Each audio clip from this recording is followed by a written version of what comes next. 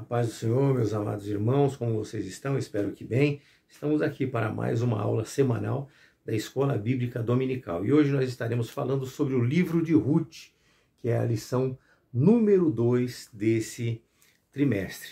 Meus irmãos, hoje nós estudaremos sobre a organização do livro de Ruth no seu contexto geral. Mas junto com isso, nós já podemos, assim, de cara, aprender que servir a Deus não nos isenta de passar por crises e por tribulações também, porque nós estamos expostos a esse mundo, então nós estamos expostos tanto às bênçãos quanto às demais coisas com as quais nós nos depararemos no caminhar deste mundo, né? Porém, a orientação que vem através da Escritura, de uma maneira geral, nos leva a tomar decisões como as decisões que foram tomadas por Ruth, ou seja, a de permanecer fiel, aquela decisão de confiar na providência divina, mesmo em meio a quaisquer que sejam as tribulações, meus irmãos. Mas já iniciando o livro de Ruth, ele poderia muito bem ser parte do livro de Juízes,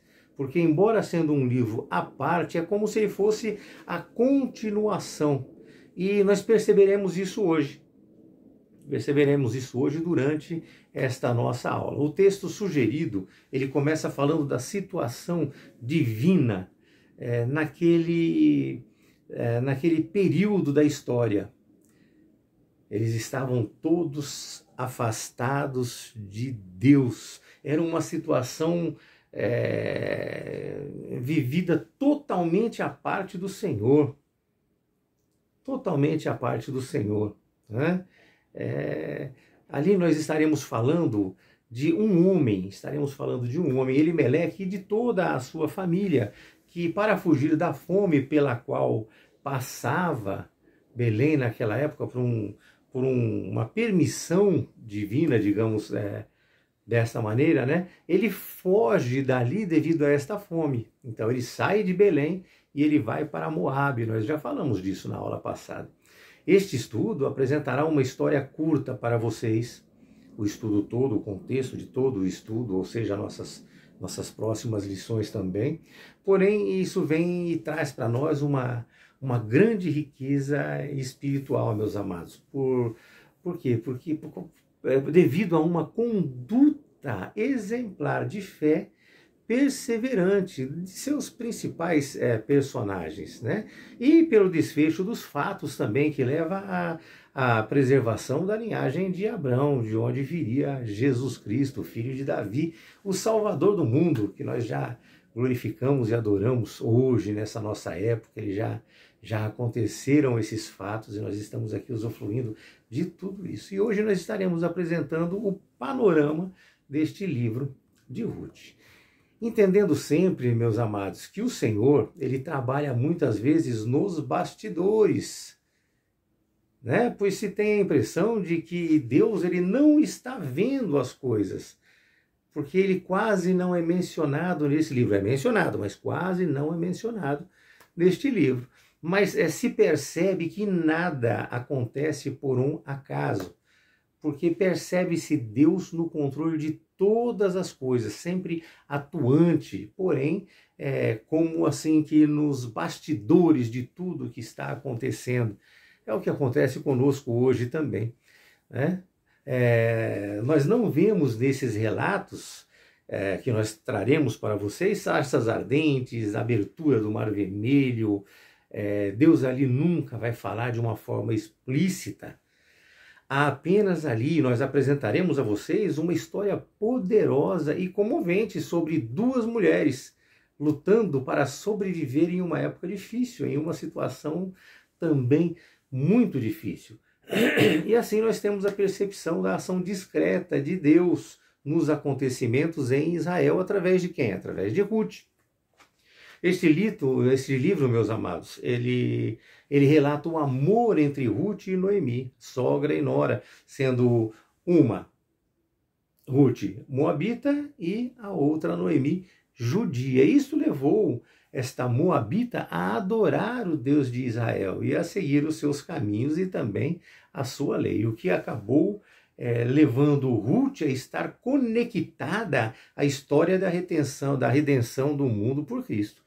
Mas vamos iniciar o nosso texto base, que é Ruth, capítulo 1, de 1 a 5. Eu não farei a leitura, mas os irmãos fiquem à vontade, façam a leitura em casa, pausem o vídeo, façam essa leitura, é muito bom, nós iremos contextualizar tudo isso nesta aula de hoje, mas se vocês quiserem, podem fazer a leitura na casa de vocês, né?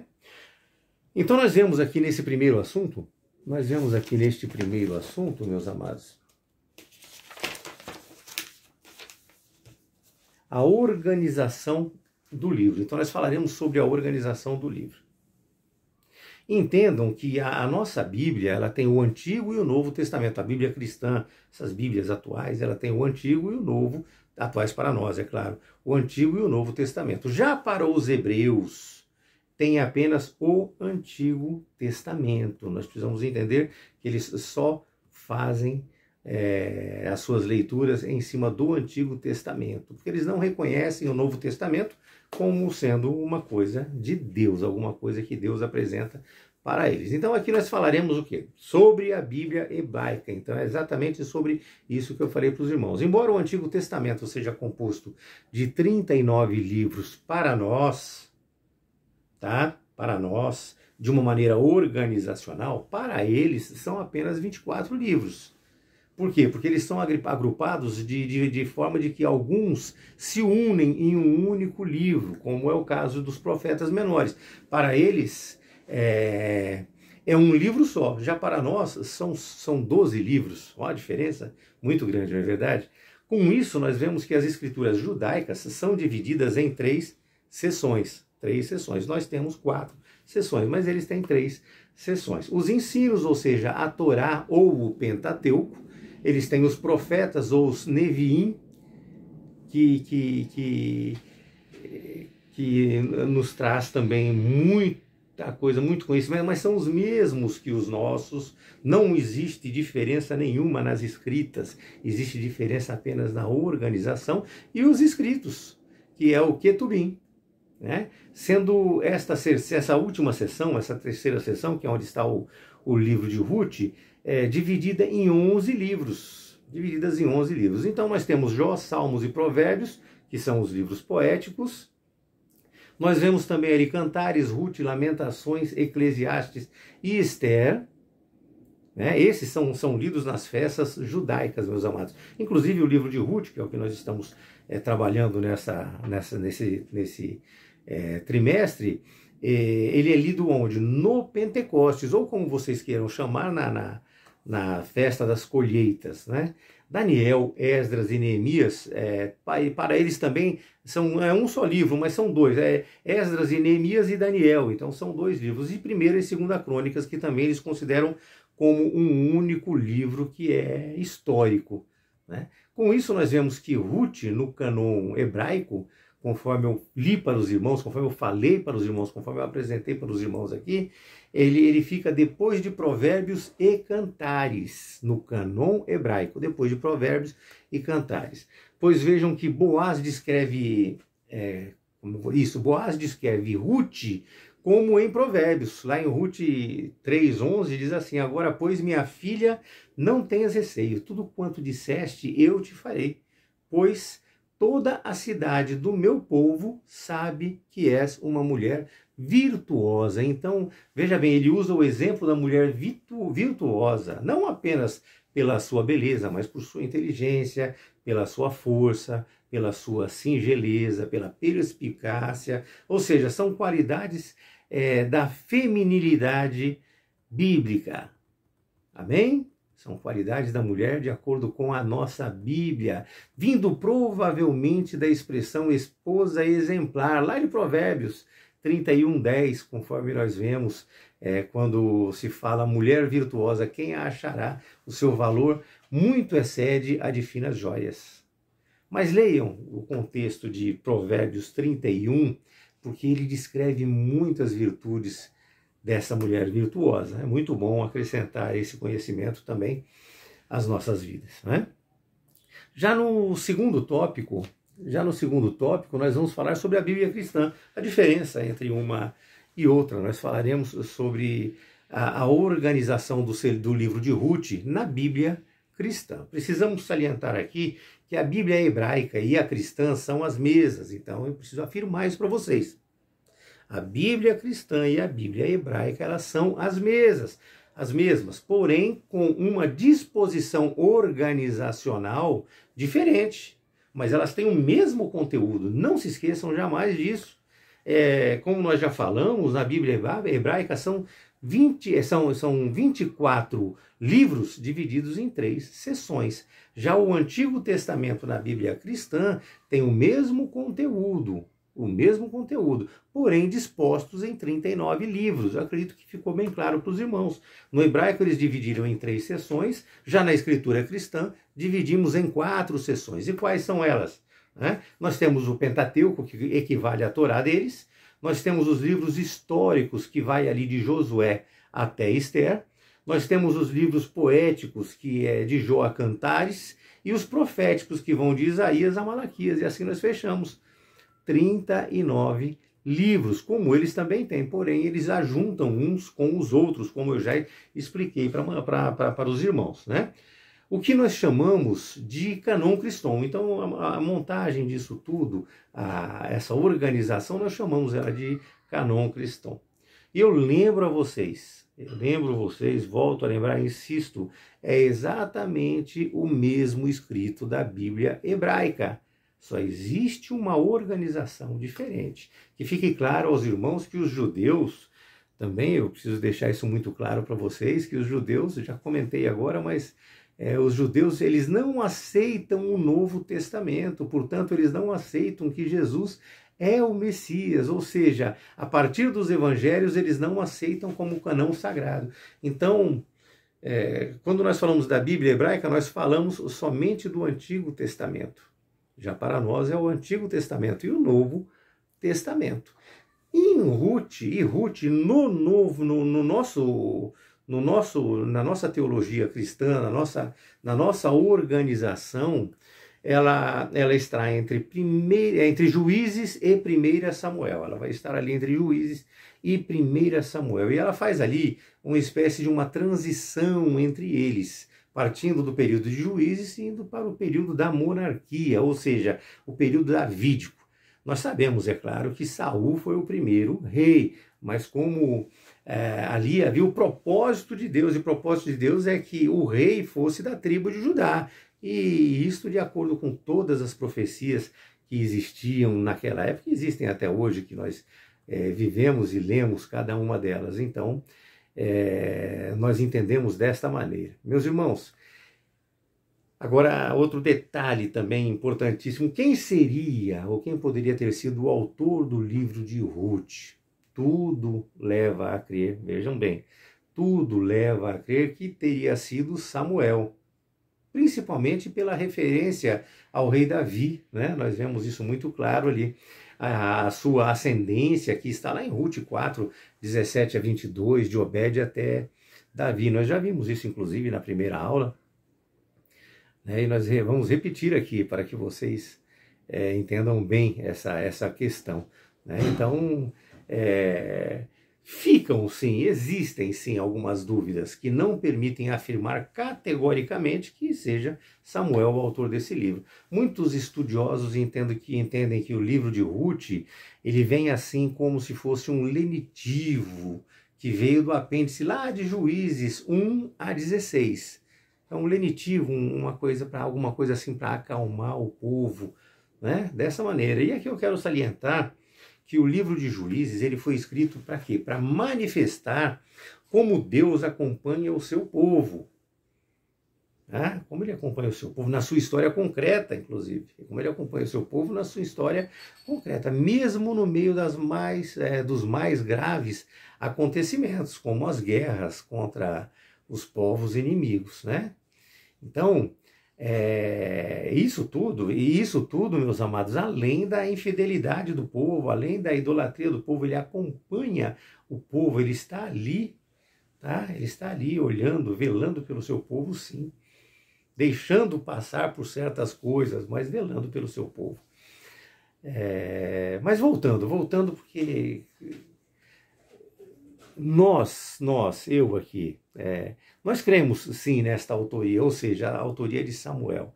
Mas vamos lá, vamos à genealogia apresentada que vai até Davi, sem mencionar Salomão, né? O livro deve ter sido escrito após Davi, após Davi ser ungido rei, mas antes que ele subisse ao trono,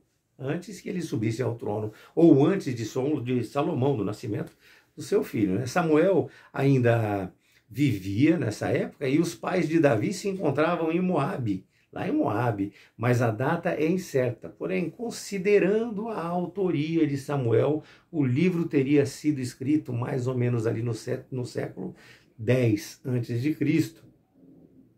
E nós podemos dizer isso até mesmo pelo estilo de linguagem que é empregado no livro, que é o hebraico. Então nós podemos dizer isso com muita razão, com muita coerência, com muito equilíbrio, né?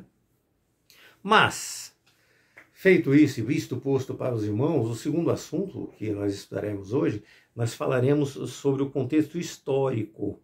E nós já mencionamos o contexto histórico na nossa aula número 1. Mencionamos um pouco do contexto histórico de um modo geral. Nós já dissemos que os fatos narrados em Ruth ocorreram aproximadamente no ano de 1100, mais ou menos. Haja visto que Boaz era bisavô de Davi, conforme nós já vimos lá em Ruth 4,17. Assim nasceu Boaz, meus amados irmãos,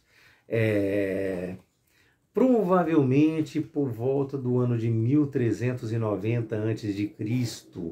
Provavelmente 1390 a.C., não se pode afirmar com certeza nada a respeito disso. E ele teve Obed como seu filho nascido aproximadamente também em 1340 a.C. Naquela época, meus irmãos, as pessoas que lideravam, os que lideravam o povo, ou os juízes, eles lideravam o povo e eles também julgavam este povo. Havia ali, na época, muita apostasia, muita infidelidade, muita anarquia. E nós podemos ver isso lá em Juízes 1, de 7 a 19, Juízes 17, 6 também. Nós vemos ali Elimeleque e a sua família saindo de Belém, porque eles estavam passando por privações, verdadeiramente eles estavam passando fome naquele local. E assim, ele se tornou peregrino em Moabe. E peregrinando lá em Moabe, que ele estava, porque Deus estava ali julgando a terra de Israel devido aos seus pecados, peregrinando ali, aconteceram muitos fatos que nós explanaremos durante esse trimestre. Vocês vão ter muitas questões e muitas perguntas, mas aguardem as outras lições, né? Elas irão esclarecer muitas coisas, né? O tempo dos juízes, eles foram ali aproximadamente 325 anos, de tempos muito difíceis. Nós vemos isso até em Hebreus, até no Novo Testamento, isso é posto, Hebreus 11:32, né? E que mais direi? Certamente me faltará o tempo necessário para referir o que há a respeito de Gideão, de Baraque, de Sansão, de Jefité, de Davi, de Samuel e dos profetas. Vejam, meus amados, que os mencionados aqui em Hebreus, eles estão na galeria dos heróis da fé, mas eles tiveram muitos altos e baixos. Por quê? Porque eles não foram justos o tempo todo. Nós todos sabemos disso e conhecemos isso através das leituras, né? Através das leituras. No segundo tópico desta lição, deste assunto, né? Deste segundo assunto, nós veremos o que havia de muito negativo naquela época. Existia naquela época o secularismo, existia naquela época o hedonismo e existia naquela época também a idolatria. Mas o que aconteceu? Aconteceu que Josué ele morreu e não deixou sucessor, ele não preparou ninguém. Ele não preparou ninguém para estar ali administrando o povo, ensinando, falando, levando as tradições para o povo. E a partir dali o povo começou a deixar de ouvir falar de Deus, começou a deixar de ouvir falar dos feitos de Deus através da libertação deles do Egito, entre tantos outros milagres que ele fez, né? Vou dar um exemplo aqui. Uma simples pergunta para vocês, eu acredito que eu consiga dar um exemplo. Nós que estamos aqui humanamente falando, nós entre nós, por um acaso nós sabemos do nosso tataravô? Quem foi o nosso tataravô? Muitos de nós não sabem sequer o nome dele. Então é assim que você perde os princípios, é assim que você perde os fundamentos da sua postura, do seu caráter, da sua vida, do seu relacionamento com alguém ou com alguma coisa. Dessa maneira, é você parar de falar sobre aquilo, é você parar de viver aquilo, aí começa a existir um afastamento, né? Então, eu mesmo não lembro o nome do meu tataravô, né? Não lembro o nome do meu tataravô. Não lembro mesmo, não tem nem como enganar de vocês ou querer me enganar a respeito disso. Portanto, meus amados, entendam que evoluir, nós precisamos sim, mas precisamos evoluir seguindo princípios. E os princípios é o princípio do conhecimento, da continuidade, né? E não de vontades e desejos pessoais atuais. Não é eu me preencher do hoje, do agora e querer o que eu quero agora, hoje. Não, nós precisamos ter princípios, precisamos ver os fundamentos de onde nós viemos, qual a nossa origem, o que aconteceu e começar a viver tudo isso de verdade. E assim, se Israel ali, conforme fala em Deuteronômio 28, meus amados irmãos, se Israel permanecesse fiel a Deus e obedecesse a sua lei, ele seria abençoado, sem dúvida nenhuma. Mas se ele abandonasse a Deus e voltasse a ídolos, ele seria amaldiçoado. Amaldiçoado. E o que vocês acham que aconteceu? Não é? O que nós achamos que aconteceu? Infelizmente, ele se esqueceu de Deus. E no final de Juízes, esta aliança, ela parece totalmente esquecida mesmo. Totalmente esquecida. E de Israel ali estava adorando ídolos. Tanto que no final do livro de Juízes, existe até uma pergunta feita, mas não entendida. Né? A pergunta não feita, mas entendida. Nós podemos entender isso. Nós podemos entender este questionamento, né? Há ainda esperança para o povo de Israel? Olha que questionamento. O próprio contexto, o próprio livro traz essa questão para nós. Há ainda esperança ao povo de Israel? Mas vamos seguir, né? Vamos seguir, senão a gente acaba comentando um pouco a mais do que o necessário. Vamos lá, vamos seguir então. Secularismo. Secularismo, meus amados. Já no segundo capítulo de Juízes, nós vemos que após a morte de Josué e após a morte daquela geração que estava ali com ele, né, o povo já não conhecia mais o Senhor, nem tão pouco o que fizera Deus por Israel. Juízes 2:10, né, fala também, foi também congregada a seus pais toda aquela geração. E outra geração após ele se levantou, que não conhecia o Senhor, nem tampouco as suas obras que fizera a Israel. Então está escrito, está descrito e está aqui provado para os irmãos. Juízes 2:10.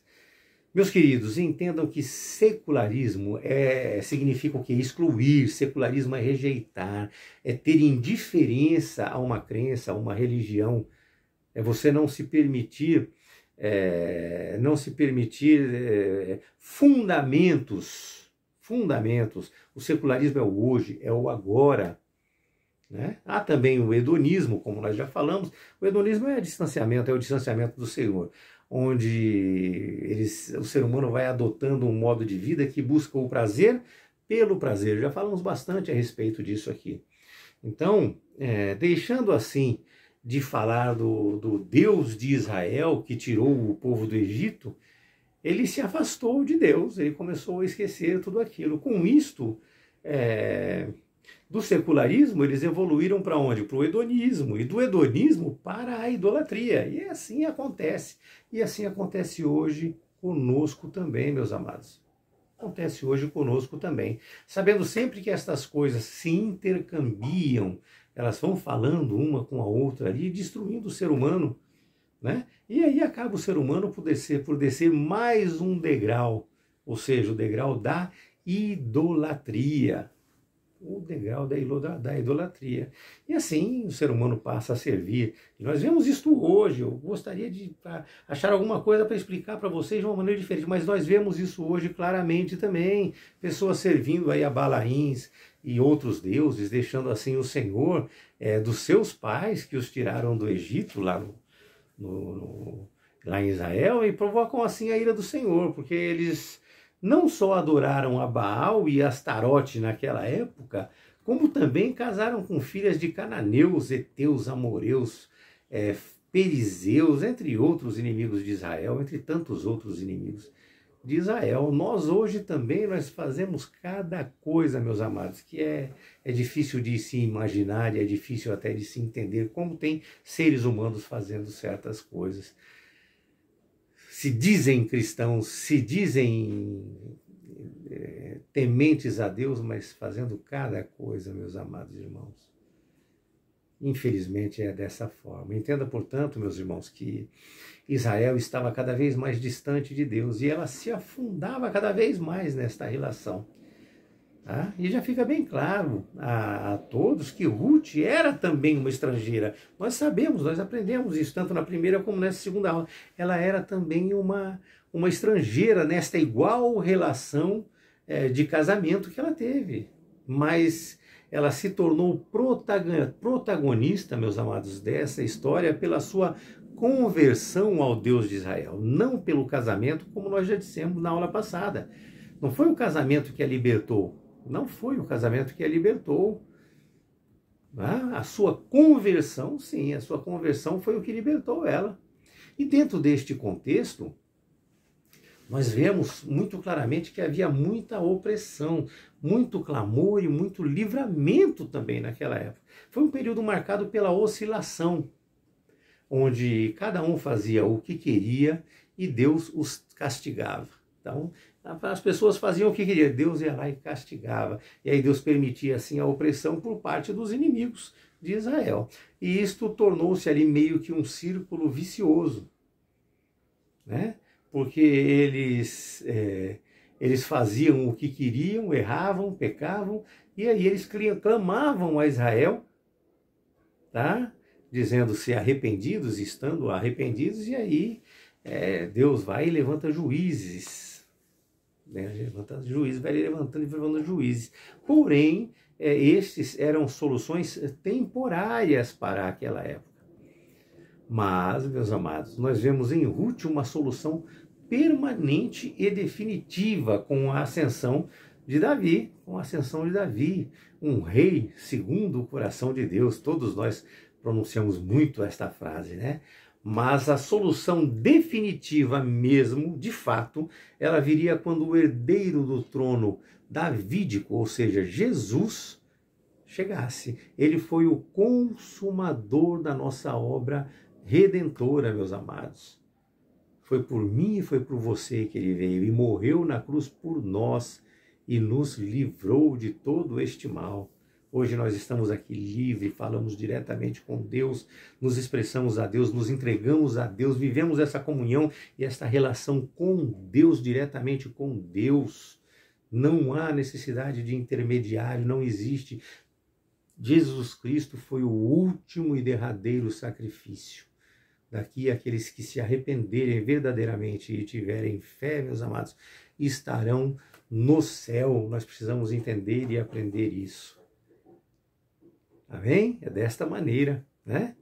Então, meus amados, nós vemos que o propósito da mensagem do livro de Ruth traz para nós um cenário ali histórico em que ela viveu, né? Viveu também Noemi, viveu também Boaz, né? E quando o primeiro tópico deste terceiro assunto fala, quando esse primeiro tópico desse terceiro assunto, sim, isso fala de cetro de Judá, ele nos permite entrar um pouco na parte escatológica e na iminência do cumprimento da profecia, ou das profecias, né? Mas aqui nós vamos falar apenas da profecia que está lá em Gênesis 49:10, que diz assim: o cetro não se arredará de Judá, nem o bastão de entre seus pés, até que venha Siló, e a ele obedecerão os povos. Quando nós falamos que Saul foi o primeiro rei, né? Saul foi o primeiro rei, sim, mas ele era da tribo de Benjamim, e a promessa de Deus não estava para a tribo de Benjamim, a promessa de Deus estava para a tribo de Judá, de onde vem Jesus Cristo. Nós vemos isso também lá em Apocalipse 5, versículo 5. Todavia um ancião me disse, não chores, eis que o leão da tribo de Judá, a raiz de Davi, venceu para abrir o livro e os seus 7 selos, meus amados. Olha que maravilhoso, né? Vejam Deus escrevendo a história do mundo do princípio até o fim, desde Gênesis até Apocalipse, né? Mas o povo ali, meus amados, ausente da presença de Deus, se esquece também desta promessa. E nós não podemos nos esquecer desta promessa feita por Deus a cada um de nós, né? Portanto, o principal propósito do livro de Ruth é apresentar Davi como descendente de Judá. Davi como descendente de Judá, a tribo do Senhor Jesus, que é o leão da tribo de Judá, onde é apresentado lá no capítulo 4, versículo 18 a 22, ali aparece e é apresentada as gerações de Pérez, que gerou Esrom, que gerou Arão, que gerou Aminadab, que gerou a Nasson, que gerou a Salmão, que por fim gerou a Boaz, que gerou a Obed, que gerou a Jessé, que gerou a Davi. Olha que maravilha, meus amados, uma genealogia que vai nos trazer e nos apresentar e nos presentear com o próprio Cristo. Com o próprio Cristo. Mas voltando um pouquinho, quando lá em Apocalipse 5:5 e Gênesis 49:10 fala em leão da tribo de Judá, meus amados, ali não se faz uma alusão ao Messias humilde e sofredor que nós percebemos hoje, mas sim que viria o Messias com o cetro de um rei que governa forte, sendo o leão um animal que simboliza o quê? Força, simboliza conquista. E este é um dos motivos também pelo qual os judeus não aceitam os evangelhos e a partir deles, né? É dessa maneira. Então, o que nós não podemos esquecer é que a Escritura também diz que ele é raiz de Davi. Lá em Isaías 11, versículo de 1 a 10. Então nós temos essas duas leituras, meus amados, para que nós possamos nos deliciar com elas e tenhamos um entendimento sobre isso. Ele é sim o leão da tribo de Judá, mas ele veio não para uma conquista forçada, não para uma conquista na marra, não para vencer em cima de uma batalha sangrenta, como muitos esperavam. Ele veio de uma maneira humilde, ele veio ali sofrendo, passando e mostrando para nós como nós devemos viver, como nós devemos ser. E assim, tudo isso que nós falamos até agora é apresentado a nós na leitura de Ruth de uma maneira mais completa.